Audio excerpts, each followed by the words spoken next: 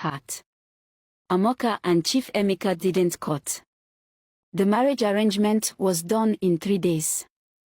Amoka assisted Vivian to pick the money that was being spread on his dad, Chief Yud. From there, she captured the heart of Chief Emeka, who was sitting, watching and admiring her from afar. After the party, Chief Emeka Aneo didn't leave immediately. Chief Yud has begged him to stay for one more day. They knew each other right from the university days until date. Their friendship never declined, though Chief Yud was 12 years older than Chief Emeka Aneo. They still relate as if they were age mates. Later that night, after they have all rested, Chief Yud and Chief Emeka were in the terrace discussing about their old times and some events that has happened in their lives. They have not seen each other physically for 4 years because they were great businessmen and they were always too busy to see each other. Suddenly, the thought of Amoka flashed through Chief Emeka's heart. Then he told Chief Yud, "I saw your daughter Vivian with a very beautiful girl." He described her to be tall, slim, dark in complexion and with a figure 8 shape. Immediately, Chief Yud knew he was talking about Amoka. Then he said, "You like good things too much, my friend." Then they started laughing. Chief Emeka told his friend that he was actually thinking of marrying a third wife, that if Amoka agrees, he will marry her immediately. Chief Yud told him that Amoka is a good and very intelligent girl according to his daughter Vivian. "I've sent her resume to some of my friends to see if we could secure a good job for her." Chief Emeka said, "There won't be need for that." Smiling. Then, Chief Yud asked his servant that was serving them to call her daughter Vivian. Their plan was to tell her to invite Amoka the next day to see Chief Emeka, thinking she has gone home already. Sabinus left Amoka after party because Vivian begged her to stay back and help her with other things. Sabinus didn't see anything wrong with that because they were close friends. When Vivian arrived, she told them Amoka was still around. Chief Emeka smiled and said, "The gods are wise. Call her immediately, my beloved daughter," said Chief Yud. Amoka came. She was curious and scared. Then she kneeled down and greeted the elders. So respectful," said Chief Emeka. Immediately he opened his purse and gave Amoka $200 for greeting them so respectfully. Amoka was amazed. He kneeled down again and thanked them. Amoka said, "Chief Yud, don't worry. This is the end of suffering and struggle for you and your entire family. You found favor in the sight of Chief Emeka. He wants to you his third wife." Amoka thanked them for the proposal, but she rejected it at first. She told them she was engaged to Sabinus. He told them how Sabinus sponsored her to the university when she lost her father. She said, "I lost my father the very day I was offered admission to study accounting in the University of Port Harcourt. All my uncles abandoned us after my father's burial. No one assisted me even when we pleaded. The only land my father left behind was our last hope. We planned to sell it for me to go to school, so that I can assist others when I'm done, since I'm the first child.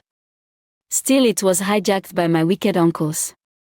I've already given up when Sabinus came. We weren't even dating because I was only 16. He took charge of all my academic expenses and still raised capital for my mother to start selling fruits. And that is where we earn our daily bread till now. He is our earthly savior. Please, I'm sorry, sir. I cannot marry you," Amoka concluded.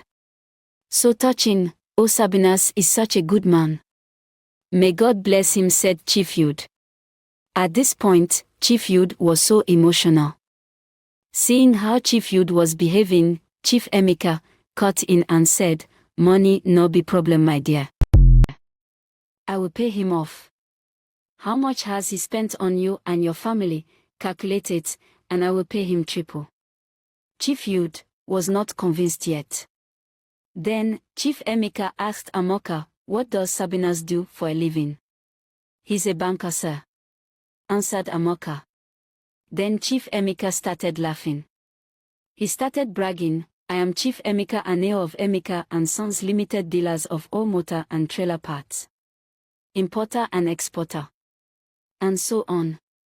He brag, mentioning the numerous cars and houses he have and how his 2 wives go on vacations in different places all over the world. On hearing vacations abroad, she started smiling. Chief Youth was surprised.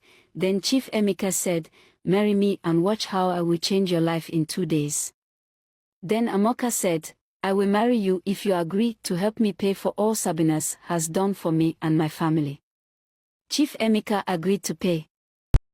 The next day, Chief Youth followed Chief Emeka to Amoka's house. Amoka was afraid that her mother will never accept Chief. Aside Sabinus, there were other things about Chief Emeka that Amoka thought would discourage her mother. Firstly, Chief Emeka was 35 years older than her. She was even older than Amoka's mother. Secondly, Chief already has 2 wives and grown-up children, of which 2 of them were already married with kids. But to her greatest surprise, Amoka's mother, Ujegbi, accepted Chief Emeka without giving a second thought.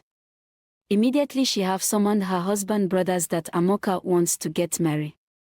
Amoka was shocked. Amoka's greedy uncles quickly prepared the marriage list.